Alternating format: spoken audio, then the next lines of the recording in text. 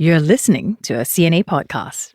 Hello, it's Teresa Tang. The CNA correspondent team will be taking a break for a few weeks in December, but we will be back in January 2025. We're also putting together a special Asian Tsunami Anniversary episode, which will be coming out soon. You don't want to miss that. In the meantime, we're bringing back some of the more memorable episodes from this year, just in case you've missed them. Have a listen and enjoy.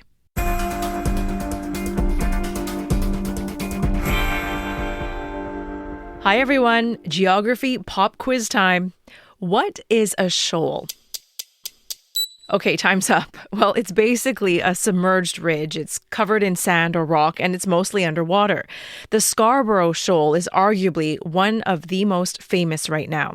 It's the largest in the South China Sea, and it's at the center of a pretty big controversy. If you've ever wondered why this triangle-shaped chain of reefs is such a big deal, this is the episode for you.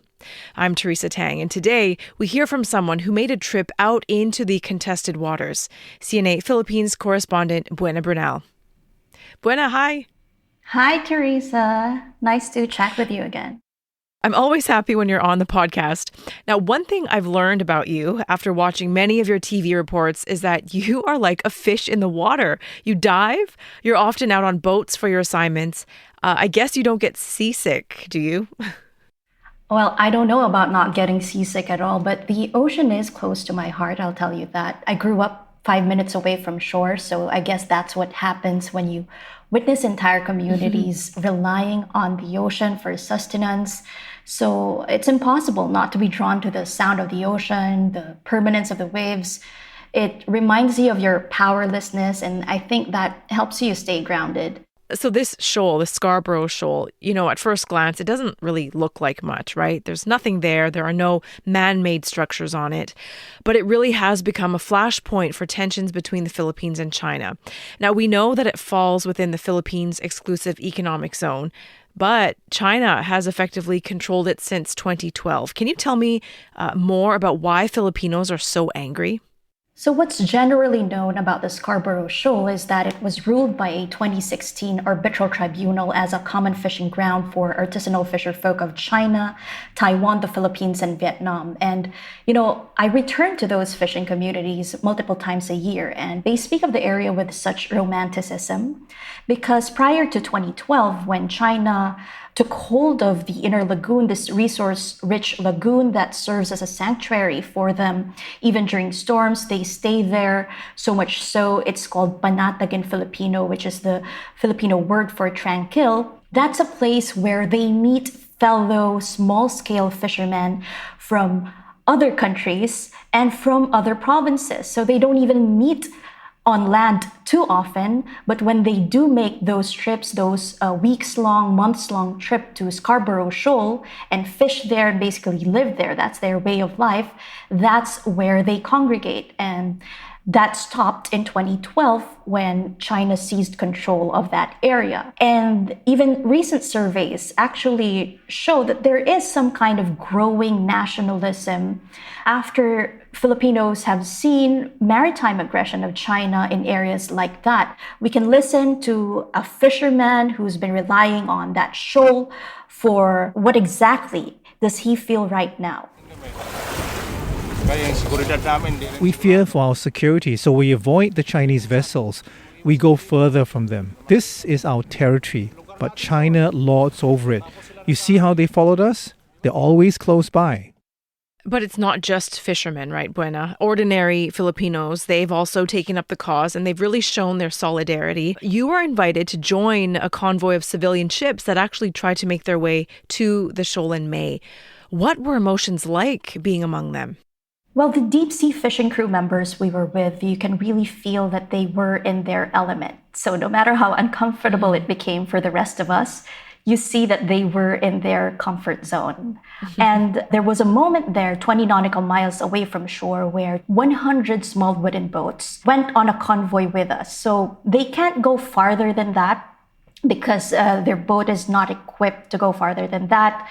And they can't reach Scarborough Shoal with boats that small. But in that moment, when there were those boats with us, and there were 4 main fishing boats. These are the purse sign fishing boats where we were with where my crew and I were on, when you see that, it really moves you because no matter what your politics is or what your nationality is, you see people gathered in solidarity like that. Start to feel that Filipinos see that there is something bigger than them because they could be doing something else. They could be fishing. And I even spoke to some of them who joined, who said, this is the first time we're all here together because we fish at different times. Some of us fish at nighttime, some of us daytime. What I found really interesting in your TV report was that when you were out on the water, you actually saw these orange buoys in the distance, and written on them was a Filipino phrase that you said translates into, "This is ours," which is hugely symbolic. On the water, did you encounter any problems? What happened when you approached the shoal? So 40 nautical miles from shore, 2 China Coast Guard vessels already started shadowing our convoy. By this time, the 100 small wooden boats weren't with us anymore. So those are the 4 main purse-seine wooden fishing vessels that were being shadowed. And I talked to experts after that trip because 40 nautical miles from shore, that's well within the 200 nautical mile exclusive economic zone of a country, and those are distances that are set by the United Nations Convention of the Law of the Sea that sets the belt of sea that a country can claim based on distance from its shore. And they told me that based on their monitoring, that Chinese vessels that are surveilling the West Philippine Sea, which is how the Philippines calls its maritime zone in the larger South China Sea, are coming closer and closer to shore. They're seeing that China is moving their goalpost each time, right? It started in 1996 with the West Philippine Sea, with China seizing Mischief Reef, 2012, China seizing the inner lagoon of Scarborough Shoal. And now the issue is becoming Sabina Shoal, which is the closest major maritime feature in the West Philippine Sea to the island of Palawan. So what you're really seeing here, according to academics that I've spoke to, is China's quote-unquote constructive occupation of the West Philippine Sea. And it's trying to normalize, the academics are saying, that movement of its goalpost. And so efforts like this, where civilians are trying to go to these maritime features, and it's not just the Atin Ito civilian mission or This Is Our civilian mission that I joined. There have been medical missions to Spratly Islands, at least to the Philippine-occupied islands there. There was a tour boat, a tour yacht that went again to the Spratly Islands that I joined last year. So all these efforts to civilianize the area, they say, is basically a defiance of, or a challenge to, growing Chinese constructive occupation of the West Philippine Sea, or what they say is China's militarization of that area. And not only that, we also saw a Chinese warship shadowing our convoy, and during nighttime, so I slept at a portion of the boat that had no roof, and I saw a red dot against the backdrop of pitch black sky, and somebody shouted, "Is somebody flying a drone?" And of course, we could speculate what it is, but the civilians say it's a Chinese drone trying to monitor us every night. And we did have that during the civilian convoy. And again, I couldn't say what was it exactly. It's just a red dot, and I couldn't say who owned it. But as we moved through the hill-like waves in the vastness of that ocean, it was just following us. And that kind of surveillance, you could say even armed surveillance, because there was a warship, is something that goes even more aggressive as you go closer to the shoal, because they were just shadowing us, because at the closest, we were 40 nautical miles away from Scarborough Shoal. But there was an advanced team that got 20 nautical miles close to Scarborough Shoal, and a helicopter circled around that team, and the warship as well was closer to that boat than it was with us. So the main blockade of China to the inner lagoon of Scarborough Shoal, we did not reach that. But if you do reach that, and some Philippine government vessels reach that area, what happens often is that a Philippine government vessel gets water cannoned by China, and that happened in late March, where the water cannon was coming from 2 different directions, and it damaged the Philippine Coast Guard vessel, and Philippine officials were saying that the pressure level of that water cannon was already fatal. So that was actually a concern for this civilian mission, that what do we do if we reach that area? But of course, we did have contingencies and we did prepare for this ship. It's just that at around 40 nautical miles away from Scarborough Shoal, the team leader of our boat said that the fishermen, Filipino fishermen staying in that area, have been dispersed by China. So basically, the aim of the mission was to provide food and fuel to these fishermen. And if they're not there, they said there was no point of going through or going to the area at that point. Now, I've also spoken with a source, a senior Chinese embassy official who has pointed out how most of the countries supporting the Philippines or expressing disapproval of Chinese actions in the South China Sea are Western ones, or they're usually allies of the United States. So he points out that countries in the region pertaining to ASEAN member states aren't usually as vocal in the aftermath of reports about such incidents at sea. And he's saying that the US is driving a wedge between the Philippines and China, and also insisting on a supposed gentleman's agreement, which the Philippines denies having entered into, regarding how to deal with certain maritime features in the South China Sea. Let's hear from the Chinese defense minister on the matter. I know you have followed closely the South China Sea issue. Thanks to concerted efforts made by countries in the region, the South China Sea has seen overall stability. However, a certain country, emboldened by outside powers, have broken bilateral agreements and its own promises, made premeditated provocations, and created false scenario to mislead the public. Okay, so Filipinos say they should be free to fish where international law says they can, but it sounds like that's really not happening. How close can fisherfolk actually get to that shoal, Buena? So it depends who you ask, right? Because the demographic, at least the profile of the fishermen who go to Scarborough Shoal, I've noticed, is that these are kind of the rock and roll type of guys, right? Like, I ask them, oh, okay, so there's a huge blockade there. How do you get in? Just go in. They say, just go in. And then there's actually a video, a drone of a Filipino fisherman getting chased by Chinese vessels. And I guess that's exactly what happens when they get there. And some of these fishermen, I asked them, okay, you go in, what happens? There's one of them who told me that I think he's charmed some of the China Coast Guard personnel, that at that point, what they do is just sometimes cut their fishing line, just let the small boat in. And those are the types who are just willing to get chased by the China Coast Guard vessel. On the other hand, I've also spoken to some who just no longer mind even going. So there's a concept in conservation biology called let me get this right, catch per unit effort. So catch per unit effort is basically the ratio of the fish catch to the resources that it takes to get that level of catch, right? And so with climate change and overfishing and commercial fishing that sometimes encroaches on the municipal waters where the smaller scale fishermen rely, the volume of fish catch is getting lower and lower. The bravery of the Filipino fisherfolk who got chased there comes from the heart and mind. That bravery is for their future.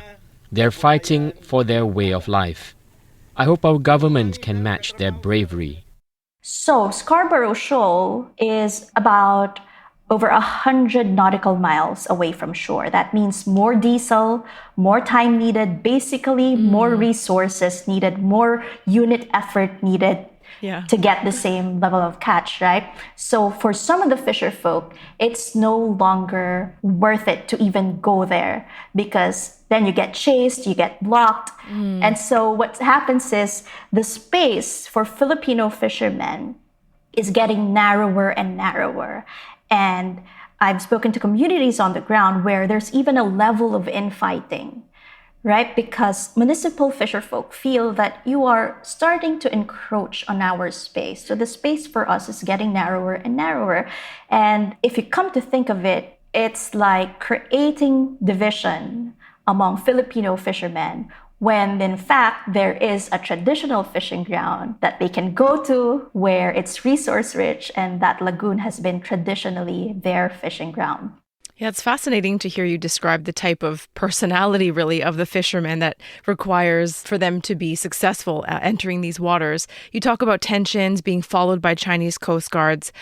Do you feel like fewer Filipino fishermen are venturing out to the shoal, though, because they're worried about confrontation with the Chinese? And if they are, what sort of impact do you think that has on Beijing's moves? There's definitely worry from Filipino fishermen. And not only is there worry, there's also like an argument among them. For example, for this civilian mission, some have argued, why did you have to go there? Why did you have to provoke the Chinese? So now they're going to be stricter in the area. And advocates are calling this a divide and conquer tactic of China. But at the same time, there's an argument to be made about how exactly do you challenge China normalizing their control of these maritime features. And so on the question of what impact do you think this has on Beijing, academics have said Beijing's stance has always been consistent. It is one of continuity. And while the 2002 DOC has a commitment there that the previously unoccupied features in the South China Sea should not be occupied, or there shouldn't be habitation in those areas, there are also analysts who are saying that the swarming of Chinese vessels is basically creating a floating outpost for China. So in other words, it can be said that it is habitation, that it is occupation. And not only that, you also have reports that China is still continuing with artificial island building in areas of the South China Sea. So with the resources and material power that China has, how does a country or a middle-income nation like the Philippines match that? Even if you talk to the fishermen, there's concern that the boat they're on, this is a traditional indigenous wooden fishing boat. And even if the China Coast Guard vessels are just shadowing them, they're still concerned that all these vessels that are dwarfing them could overpower them. And that's exactly why you see growing sense of nationalism because of this narrative, right? There's a narrative with which the Chinese bureaucracy is also trying to negate, the narrative that there's a small country that's being bullied by a country with more material power. And China is saying that the West is trying to hype this up. But on the part of the Philippines, there's been rejection from the administration of Philippine President Ferdinand Marcos Jr. that its decisions when it comes to the South China Sea is at all influenced by external forces, because these are decisions that the Philippines, its administration, is making, and that there should be some level of respect as to the self-determination, the sovereignty of a nation to make decisions on its own. Let's hear from Robert Francis Garcia, who is an author and human rights advocate, and he was the leader of the boat that we were on, that This Is Ours civilian mission. China is now the Goliath of the South China Sea or the West Philippine Sea, but we, smaller people, smaller countries, continue to engage them. Of course, we concede that we cannot possibly match them militarily, but there are other arenas of struggle that we can enter, like what we are doing now, pushing civilian stakeholdership, mobilizing volunteers, civilianizing what is now being militarized.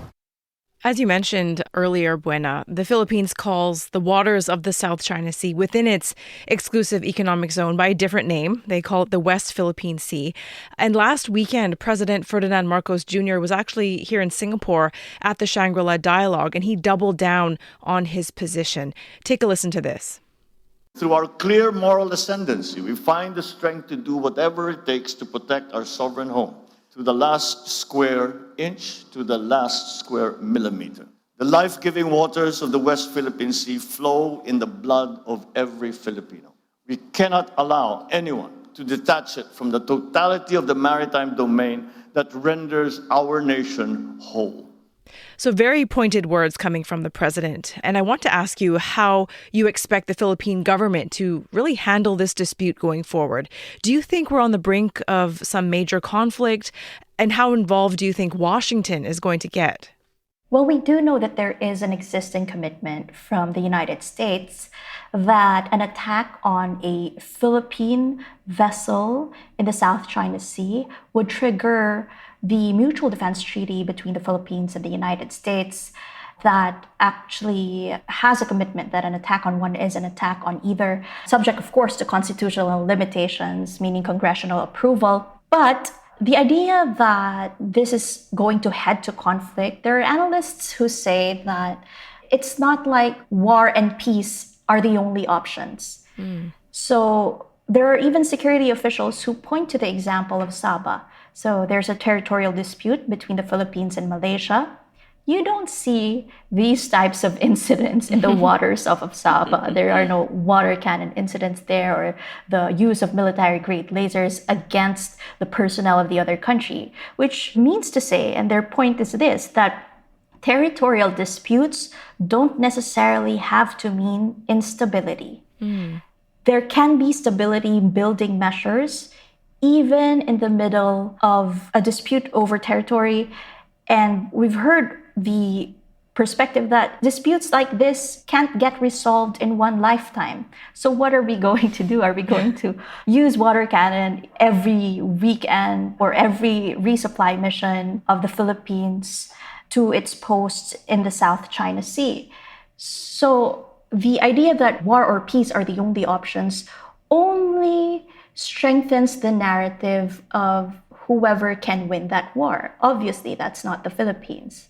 Although there are security officials who are saying that the Philippines can punch above its weight because of its allies. You know, the Scarborough Shoal, it often appears in our headlines, and very few of us actually get to see what it's like in those waters. And sometimes it's hard to see why it's even relevant to the rest of the world. You're clearly well-versed, very familiar with this issue and the region. Did anything surprise you in the course of this particular assignment? Being there was really moving, and it's not even about the geopolitics of it, you know. I got to see firsthand the way of life of these Filipino fishermen on the purse seine wooden fishing vessel. And these are just very cheerful people. They love what they're doing. Obviously, we were just spectators to their way of life. It was hard for us, basically. We didn't have a toilet out there. We had to sleep in whatever space there was. And that's something that I experience whenever I go to these communities on the ground, where I feel like these are people who got life figured out. You know, you go to an indigenous people's community in the Philippines and money isn't that important to them. It's their way of life. Their dreams are fairly simple. Their life is fairly simple. So when you hear them complain and say a negative sentiment, it feels like this is a valid sentiment, right? Because they don't complain much about life. The types of people that they are, no territorial dispute can take away from them. And I think that their descendants will have that to be proud of. Buena, what a unique opportunity for this first-hand look at the contested waters and the people who really call it home. Thank you so much for this. Thank you. Very nice speaking with you again, Teresa. And a reminder that the TV episodes of CNA Correspondent air every Wednesday at 9:30 p.m. Singapore, Hong Kong time. And find Buena's reports on YouTube as well as on CNA.Asia. The team behind this week's episode is Saya Win, Clara Ong, Crispina Robert, Craig Dale, and myself, Teresa Tang. Thanks for joining us.